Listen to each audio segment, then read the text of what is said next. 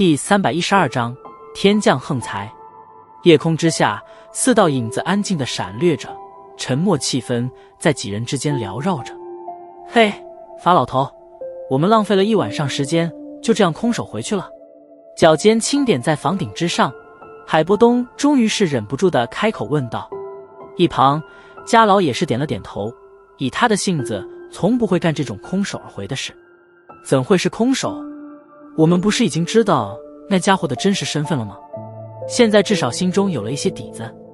清除海波东两人有些不爽的情绪，法玛无奈地摇了摇头，道：光知道有什么用？